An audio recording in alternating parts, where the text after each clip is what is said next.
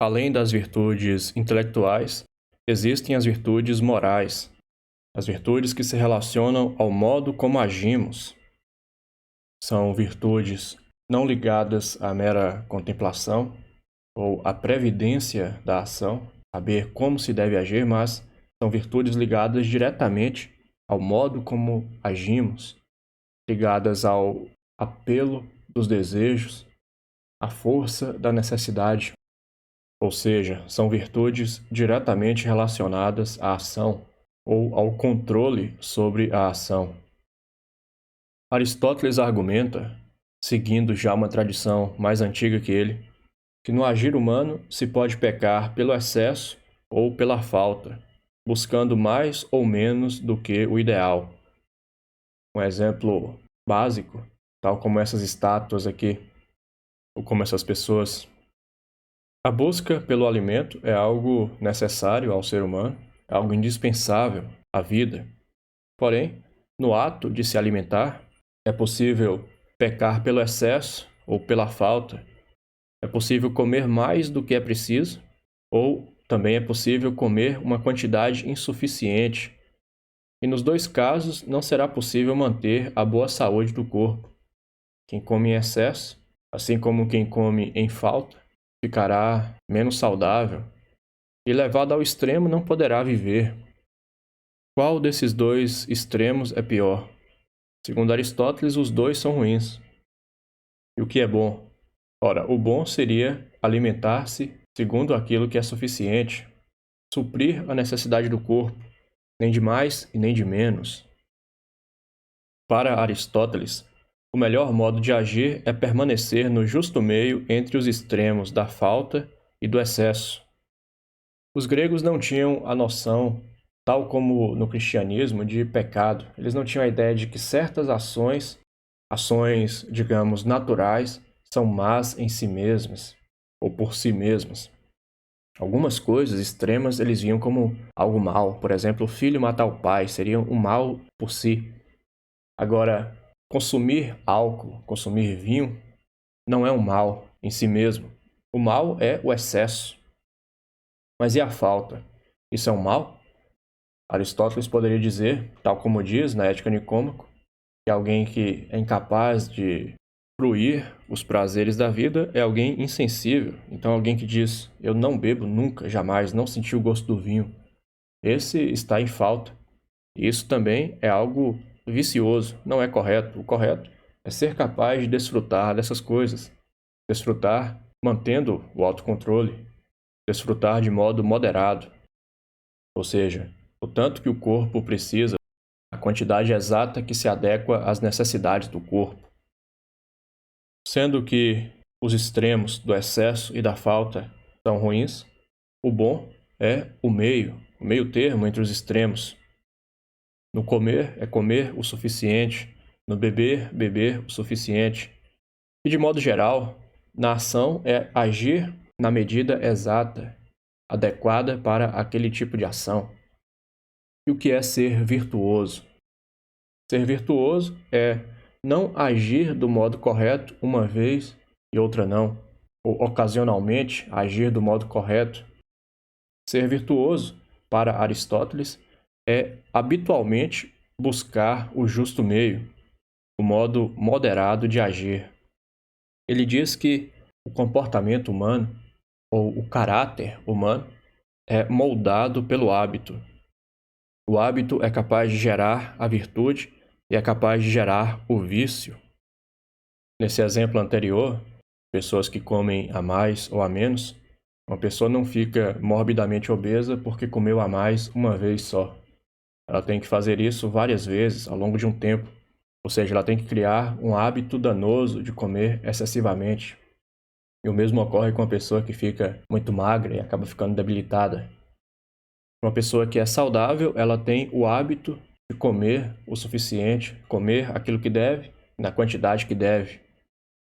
No que se refere à alma, no que se refere às escolhas, ao modo de agir, aquele que é virtuoso é aquele que habitualmente age de modo virtuoso. Alguém que é justo não é aquele que ocasionalmente ou uma vez na vida cometeu um ato de justiça, mas é alguém que no seu dia a dia, regularmente, comete atos de justiça.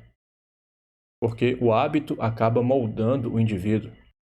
Então, se de início ele, por exemplo, tem dificuldade em ser justo, caso ele se esforce, mantenha o hábito da justiça, isso que antes era um esforço se tornará como parte da sua natureza. E ele, com facilidade, agirá de modo justo, estará habituado àquilo. Assim como alguém que inicia a prática de exercícios, no início tem dificuldade, porém, após um tempo, ao habituar-se, aquilo faz parte da sua natureza, aquilo o molda, e ele passa a fazer com mais facilidade e até a desejar fazer o que antes era difícil para ele. Aristóteles define o ser humano como um animal racional. Também o define em outras partes como animal político, mas aqui vamos usar essa outra, animal racional. Inclui-se aqui razão e a animalidade, o aspecto biológico do ser humano. Ou seja, o homem não é apenas razão, mas ele também tem desejo, ele tem temor, tem sentimentos, de modo que a ação será motivada não puramente pela razão, mas por uma combinação de razão com desejo, com medo, com raiva e semelhantes. Então, as virtudes morais, e Aristóteles distingue várias virtudes morais, irão se relacionar com esses elementos, irão se relacionar com o desejo, com o medo, com a raiva, com o bom humor e outras. Alguns gregos, no período anterior ao de Aristóteles, por exemplo, os sofistas, Górgias, um deles, questionaram acerca da virtude. A virtude é uma só ou são muitas?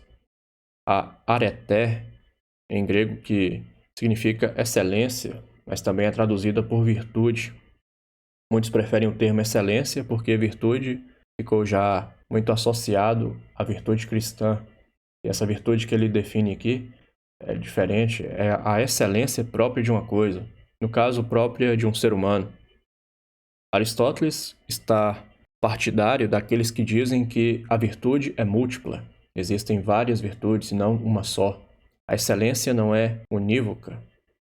Existem vários tipos de excelência para vários tipos de ação humana. Então vejamos exemplos das virtudes morais listadas por Aristóteles. Uma das virtudes que ele cita é a coragem. Andreia. A coragem é uma virtude relacionada ao sentimento de medo e ao enfrentamento do perigo. O perigo às vezes deve ser enfrentado. É necessário que se faça isso, é bom que se faça isso. O sentimento de medo é algo existente em todos os seres humanos. A coragem está no dominar o medo e enfrentar o perigo apesar desse medo que é natural. Porém, nisso, como em outras ações, é possível pecar pelo excesso ou pela falta. Existe a coragem, existe a covardia, porém existe também o extremo oposto. Aristóteles diz que a coragem é o meio termo entre a covardia e a temeridade. Temeridade é o excesso de confiança, coragem excessiva. Alguém temerário é alguém que faz coisas perigosas sem necessidade, ou de modo muito frequente, ou por motivos fúteis. Aqui, por exemplo, um homem colocando a cabeça na boca de um crocodilo, num espetáculo. Aristóteles diria que isso aqui não é coragem, isso aqui é temeridade. Porque qual é o motivo dele fazer isso? É apenas para se exibir. E é um risco excessivo para ganho nenhum, ou nenhum ganho nobre. Então, isso não é coragem, é temeridade, excesso de confiança. Por outro lado, você temer coisas que por natureza não são temíveis, ou não conseguir enfrentar aquilo que você é capaz de enfrentar, é covardia. É o extremo oposto. Se uma pessoa, uma criança, está sendo atacada por um animal, você enfrentar esse animal para defendê-la pode ser coragem. Por exemplo, se um cachorro está atacando uma criança, você enfrentar um cachorro é coragem, porque isso está no poder de um ser humano. É algo sensato, feito por um bom motivo. Agora, por exemplo, se Uma criança caiu na jaula de um leão, uma jaula da qual você não poderia fugir levando a criança, você teria que derrotar o leão na luta para salvá-la.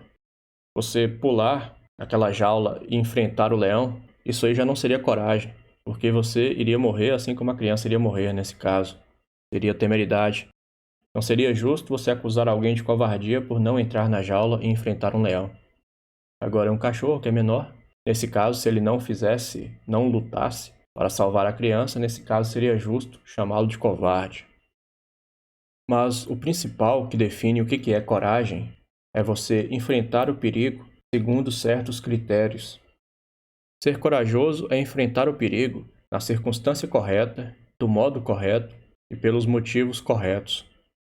Por exemplo, tem um incêndio, ocasião fortuita, do azar, um bombeiro se dispõe a realizar o ato, adentra o fogo para salvar uma pessoa. Ele está enfrentando o perigo na circunstância correta, ele faz pelo motivo correto, que é para resgatar uma pessoa, e ele faz do modo correto, ele se preparou para isso, ele usa o equipamento adequado, não se expõe ao fogo sem necessidade ou por muito tempo, então ele faz do modo adequado. Porém, uma pessoa que adentrasse uma casa em chamas para resgatar um celular que tivesse deixado na cama, essa pessoa não é corajosa, essa pessoa é temerária, porque ela não tem o equipamento adequado, ela não tem o treinamento adequado para enfrentar um incêndio, e o motivo dela entrar não é suficiente. Um celular não vale mais do que a vida dela. Ela está se arriscando por um motivo fútil, motivo banal. Então, nesse caso, embora ela tenha enfrentado o perigo, ela não é corajosa, ela é temerária. Outra virtude é a temperança. A temperança é a virtude relacionada ao prazer e ao desejo. Os gregos tinham a ideia de que o prazer não deve ser evitado, ele deve ser fruído, porém não deve ser fruído em excesso, porque nesse caso você se torna escravo dos prazeres. Então, a temperança é a virtude que te torna capaz de fruir adequadamente os prazeres, fruir na medida certa, não em excesso. É a virtude relacionada ao desejo, por exemplo, por comida, bebida, por sexo, por descanso. Em todas essas ações, que são desejáveis, comumente se peca por excesso, porém também é possível pecar por falta, o que igualmente é um vício. O extremo do excesso, que é o mais comum, é o desregramento. Por exemplo, esse homem aqui que está bebendo todos esses copos de cerveja ao mesmo tempo, ele é um desregrado. As consequências disso são conhecidas por todos. Ele irá ficar embriagado, irá realizar atos que depois lhe causarão constrangimento, sofrerá no corpo. Porém, o outro extremo é também um vício. Alguém que vai numa festa e não é capaz de se divertir, Aristóteles diria que ele é um insensível. Ele não é capaz de apreciar os prazeres do mundo, da vida. Alguém que, por exemplo, fosse ao teatro ver as peças de Ésquilo e não se emocionasse, não se importasse, ficasse insensível a tudo aquilo, à beleza apresentada, ao drama, essa pessoa está no extremo da falta, no extremo da insensibilidade. Qual é o justo meio? O justo meio é a temperança. A pessoa temperante é aquela capaz de apreciar os prazeres na medida certa. Ela não se priva dos prazeres, já que eles, por si mesmos, não são ruins. Porém, não se deixa dominar pelos seus desejos. Como essas pessoas aqui que estão comendo, bebendo, estão fazendo de modo moderado, de modo suficiente, nem em excesso, nem em falta. Estão fruindo os prazeres da vida, não estão se deixando escravizar por esses prazeres. Há também uma virtude que se relaciona ao dinheiro, ao gasto do dinheiro, que é a liberalidade. Liberalidade é o hábito de gastar responsavelmente. Lembremos que virtude não é você agir do modo certo uma vez ou outra. Virtude é agir do modo adequado, constantemente, frequentemente, habitualmente. E no ato de gastar, é possível pecar pelo excesso ou pela falta. Esse homem aqui, por exemplo, Július, peca pela falta. Ele nunca gasta. Isso é um vício, porque às vezes é necessário gastar. Os extremos no uso do dinheiro são a prodigalidade, que é o excesso, ou a mesquinharia, a carência. Prodigalidade, por exemplo, a parábola do filho pródigo na Bíblia. O que é o filho pródigo? Um pai tem 2 filhos, divide a herança entre eles. Um dos filhos cuida da sua herança, a faz até aumentar. O outro sai para o mundo e dilapida todo o patrimônio que recebeu de seu pai. Gasta tudo, perde tudo. Esse é o filho pródigo, que depois retorna. Porém, é possível também pecar pela falta, ser mesquinho, aquele que nunca gasta, embora possa, embora deva. Então, no gasto habitual do dinheiro, é possível ser excessivo, ser muito gastador, pródigo, ou ser mesquinho, nunca gastar nada. Chamaria de mão de vaca, ou miserável. O que é correto? O correto é agir com liberalidade, segundo Aristóteles. O homem liberal, a pessoa liberal, não se preocupa tanto com o dinheiro, ela não valoriza tanto o dinheiro. Ela gasta sem se incomodar com isso, porém não gasta em excesso, a ponto de ficar sem nada, a ponto de dever, a ponto de não poder ajudar os amigos quando for preciso. Ela gasta responsavelmente. A virtude da liberalidade diz respeito ao gasto de somas menores, diz respeito às pessoas que não são ricas, que são moderadas no seu patrimônio. Porém, há uma virtude relacionada ao gasto do dinheiro concernente àqueles que têm muito. Para quem dispõe de muito, a virtude no modo de gastar é a magnificência. Uma pessoa magnificente é uma pessoa rica que sabe usar bem a sua riqueza. Magnificência é usar o dinheiro, ou muito dinheiro, em coisas excelentes que beneficiem outras pessoas. Essa é uma virtude que muitos hoje sequer conhecem. Magnificência seria a virtude dos ricos. Por quê? Ora, uma pessoa rica, se ela gasta muito, dificilmente irá ficar sem. Então não se pode dizer que ela é pródiga. Porém, ela pode gastar de modo inútil. Ela pode desperdiçar aquele grande recurso que ela possui. O dinheiro tem grande poder e ela pode utilizar mal. Por exemplo, esse homem aqui, um milionário da Rússia, ficou conhecido por sua extravagância. Extravagância é o excesso no gastar. Aristóteles chama também de vulgaridade.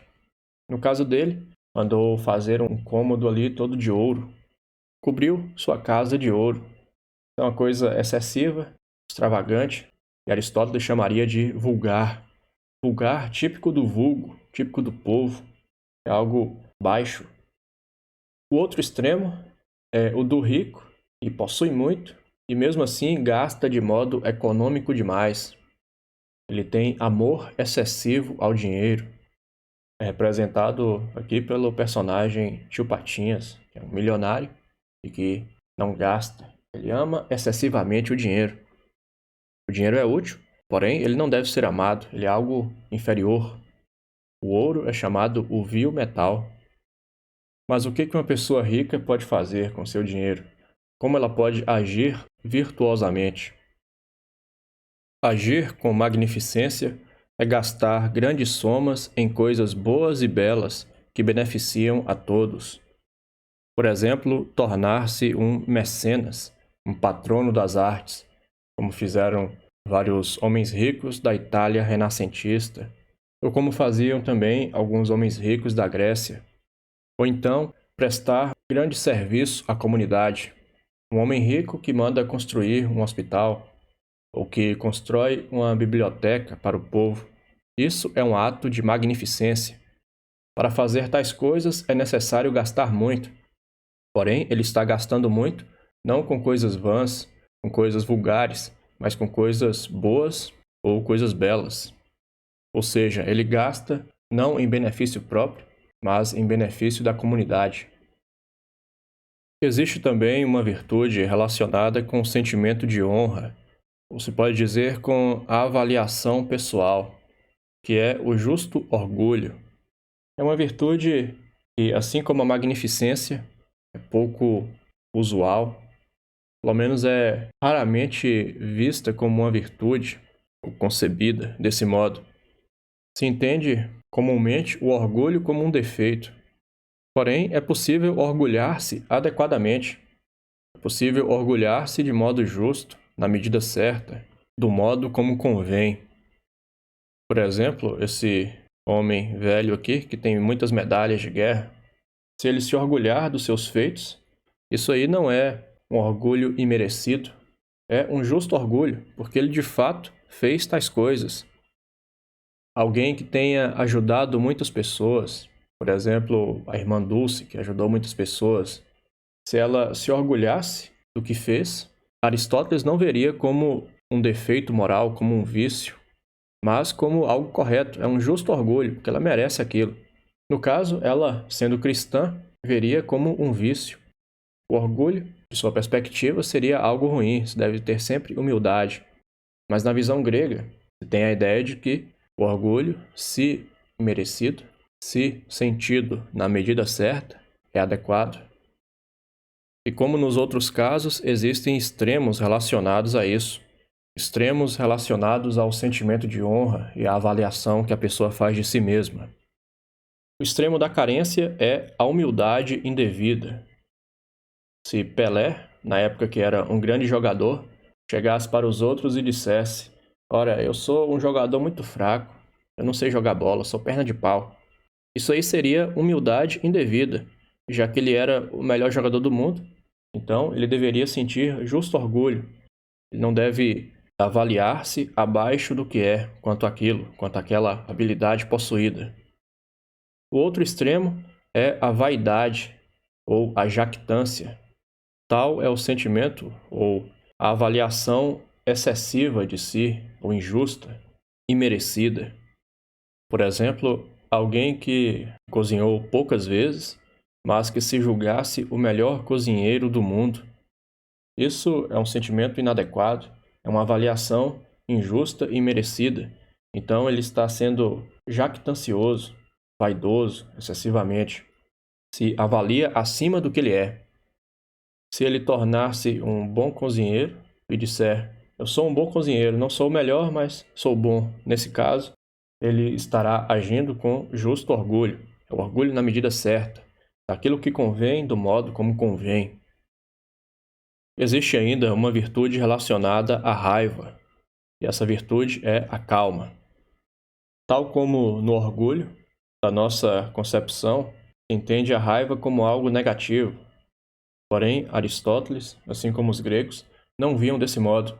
Eles entendiam que a raiva pode ser bem empregada. Ela existe no ser humano porque ela tem o seu lugar, tem o seu papel, é necessária e é útil às vezes.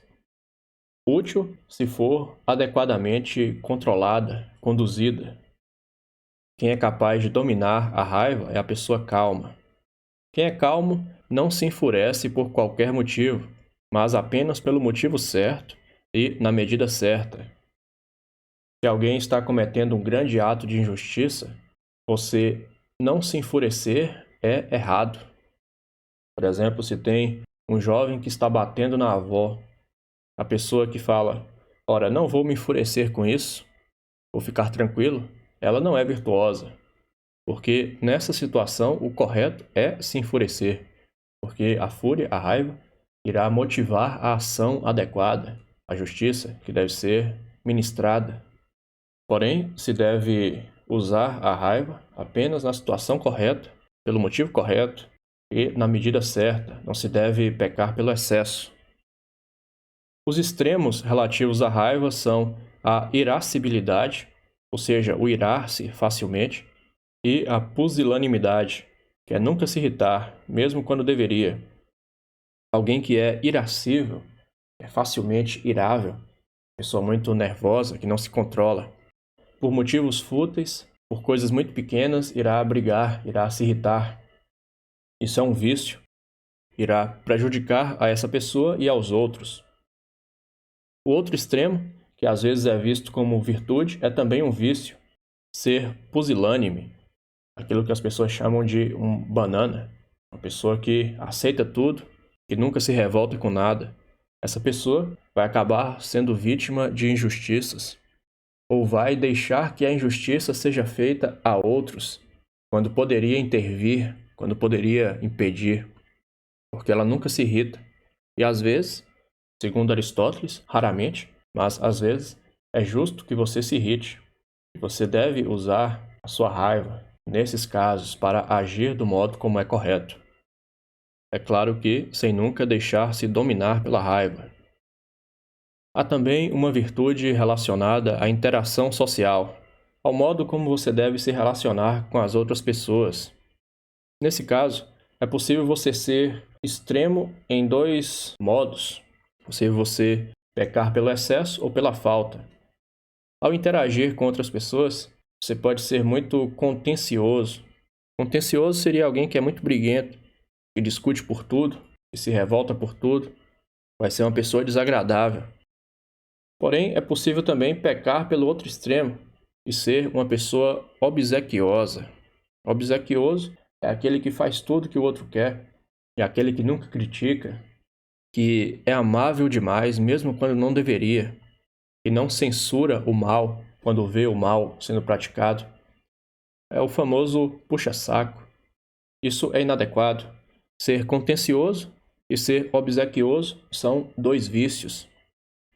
O modo correto de agir, o modo virtuoso, é ser amistoso. Ou seja, você, nas interações sociais, não brigar por qualquer motivo, mas também não ser submisso, não ser conivente com os vícios. Quanto ao humor, a virtude do justo meio é a espirituosidade. Ser espirituoso é ser bem-humorado, engraçado, na medida certa. Os extremos do vício, quanto a isso, são a rudez, que é a característica daquele que é rabugento, e a bufonaria. O bufão é aquele que é zombeteiro, palhaço. Por exemplo, se você está numa roda de amigos, conversando, você contar uma piada adequada àqueles amigos é ser espirituoso. Ou se outro conta uma história engraçada, você rir é ser espirituoso, bem-humorado, é adequado. Agora, se você está num funeral e conta uma piada, aí você é um bufão, um ambiente inadequado para aquilo. Você está sendo zombeteiro, desrespeitoso. Se na roda de amigos eles contam piadas, falam coisas engraçadas, estão todos rindo, e apenas você, de cara emburrada, você nunca ri de nada, nunca se diverte, então você é rude, você é rabugento. Isso é inadequado. Se deve buscar a justa medida em tudo. É assim que Aristóteles compreende a virtude, a excelência moral. Se tem a virtude intelectual, que acerca dessas você nunca vai ter em excesso.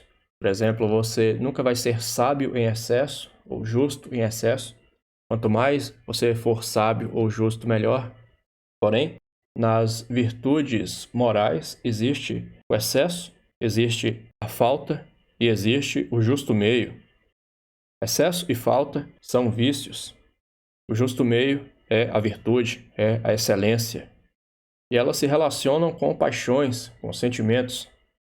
Por exemplo, o prazer, que é sentido por todos, que é desejado por todos, a ele corresponde a virtude da temperança, que é ser capaz de senti-lo do modo adequado, na circunstância adequada, sem deixar-se escravizar. O excesso pode ser chamado libertinagem, você buscar os prazeres excessivamente, tornar-se servil por conta disso. A falta é você ser insensível, não ser capaz de apreciar as coisas boas da vida. Quanto ao medo, a virtude é a coragem, é ser capaz de enfrentar o medo, quando você deve enfrentá-lo, do modo como deve enfrentá-lo, pelos motivos adequados. É possível ser covarde, que é não enfrentar o medo quando se deve enfrentá-lo, quando é justo fazê-lo e quando você pode fazê-lo. O excesso é a temeridade, enfrentar o perigo em circunstância inadequada, enfrentar um perigo excessivo que você não pode vencer. Isso é ser temerário. Quanto à riqueza, seja ela uma riqueza moderada ou uma grande riqueza, se tem a virtude para a riqueza moderada da liberalidade, que é gastar sem se incomodar com os gastos, sem amar excessivamente o dinheiro, porém não gastando de modo desregrado, de modo pródigo, porque aí você ficará sem, você irá destruir seu patrimônio. E não se deve também ser avaro, segurar muito dinheiro, nunca gastar. No caso da muita riqueza, se tem a virtude da magnificência, é gastar muito com coisas grandiosas, belas, com a arte, com a educação do povo. Quanto à ira, a cólera, que é a ira excessiva, se tem a virtude da calma, também se pode chamar gentileza, que é você apenas se irar quando deve se irar, nas raras situações em que é justo um sentimento tão forte. Você não deve ser indiferente, não deve ser calmo quando o adequado é irritar-se, mas também não deve pecar pelo excesso, que é se irritar por qualquer coisa, coisas poucas. Temos aqui também incluída a vergonha, sentimento de pudor. Você deve ter modéstia. Você não deve ser excessivamente tímido, mas também não deve ser despudorado, sem vergonhice. Você deve ter modéstia no nível adequado. Também quanto à fortuna alheia, à sorte dos outros, você deve ter uma justa apreciação. Você deve ficar feliz caso uma pessoa boa receba coisas boas. Por exemplo, alguém que trabalhou muito para obter dinheiro, se ele ficar rico por meios justos, você deve ter uma justa apreciação do que ele fez. Você não deve ser invejoso e nem malevolente, querer o mal. Aqui outra tabela mostrando as virtudes e os vícios. A coragem, a temperança são virtudes, assim como a liberalidade, a magnificência, o respeito próprio, também a prudência. Prudência é melhor reservada à virtude intelectual, prônesis. A gentileza seria equivalente à calma. A veracidade seria o justo orgulho. A agudeza de espírito, a espirituosidade, ser capaz de alegrar-se adequadamente ou alegrar aos outros adequadamente. A amizade, ser amistoso. A modéstia, quanto ao sentimento de vergonha, nem vergonha em excesso e nem muito pouca. E a justa indignação, é um sentimento ao ver a injustiça sendo realizada, você deve indignar-se, é justo que o faça. Então essa foi a aula sobre as teorias éticas de Aristóteles. Recapitulando, primeiramente Aristóteles divide a filosofia, o conhecimento de modo geral, entre os conhecimentos teóricos e práticos. Menciona também o conhecimento poético, que é da produção. Porém, falando da prática e da teoria, a teoria é todo conhecimento acerca daquilo que se pode conhecer, mas não modificar. É o conhecer apenas pelo conhecer, e isso tem valor em si mesmo, para Aristóteles. E existe também a filosofia prática. A filosofia prática diz respeito àquilo que pode ser alterado, diz respeito à ação humana, seja ação coletiva ou individual. A filosofia prática se divide em duas, a política e a ética. Aristóteles não nomeia a ética desse modo, ele fala dela como parte da política. A política seria o ramo da filosofia prática que estuda a cidade, as relações humanas na cidade e a ação do cidadão enquanto um político. Político na concepção grega da democracia, ou seja, aquele que tem direitos de escolher na cidade, de votar, falar. Portanto, tudo que concerne a vida da cidade, ao Estado, podemos dizer. A ética seria o ramo da filosofia prática voltado para a ação do indivíduo, a ação de um homem para com outro, para com a sua família. A filosofia prática diz respeito à ação humana, de modo geral, e ela se ocupa de investigar também qual é a finalidade da vida humana. a que o homem tende. Segundo Aristóteles, todas as coisas possuem um fim, possuem uma causa final. Assim, a vida humana, a existência humana também possui uma causa final, aquilo a que os homens tendem naturalmente, aquilo que todos desejam. A causa final deve ser algo buscado por todos, deve ser algo desejável por si mesmo. E, ao mesmo tempo, é algo que irá definir o que é a excelência humana, o que é o homem excelente, o melhor que um ser humano pode ser. Para Aristóteles, o fim último da vida humana e a excelência humana é a eudaimonia. Eudaimonia traduz-se comumente como felicidade, mas significava originalmente possuir um bom daimon. No modo como Aristóteles compreende a eudaimonia, ele a vê como uma posse continuada dos bens, sendo os principais desses os bens da alma. Eudaimonia, uma posse continuada dos bens da alma, acrescido dos outros bens, que são os bens do corpo e bens exteriores. Sendo a alma a parte melhor do ser humano, os maiores bens que ele possui são os bens da alma. E quais são os bens da alma? São as virtudes, ou a excelência em cada aspecto da vida, ou cada aspecto da capacidade humana. As virtudes se dividem em dois tipos. Existe a virtude intelectual e existe a virtude moral. A virtude intelectual caracteriza-se por não ter um limite máximo. A prudência, a sabedoria e a justiça não têm um limite. Você nunca é justo demais. Quanto mais você se tornar justo, melhor. A sabedoria também não se concebe como algo que se deve ter em certo grau. Se deve ter o máximo que for possível. Quanto mais sábio você for, melhor. Porém, no que concerne às virtudes morais, a virtude ligada diretamente à ação humana, se observa que é possível agir em excesso, agir em falta ou agir do modo adequado, agir segundo a justa medida. Para Aristóteles, tanto o excesso quanto a falta na ação são vícios. A virtude, a excelência, é agir segundo o justo meio. Agir não ocasionalmente ou fortuitamente, mas habitualmente. O hábito gera a virtude, o hábito gera a excelência, assim como o mau hábito gera também o vício. Então, ser virtuoso é buscar habitualmente agir do modo adequado, do modo moderado, que é o justo meio. Então, nós vimos as várias virtudes, por exemplo, a coragem, que é o justo meio quanto ao enfrentamento do perigo. É você enfrentar o perigo quando se deve, do modo como se deve, na intensidade que se deve. Os vícios seriam covardia, que é temer coisas que não são temíveis, não enfrentar o perigo quando é nobre e justo enfrentá-lo, ou o excesso, que é a temeridade, enfrentar o perigo por motivos fúteis, enfrentar de um modo inadequado, ou um perigo que é excessivo, acima da sua capacidade. E isso vale para todas as ações humanas.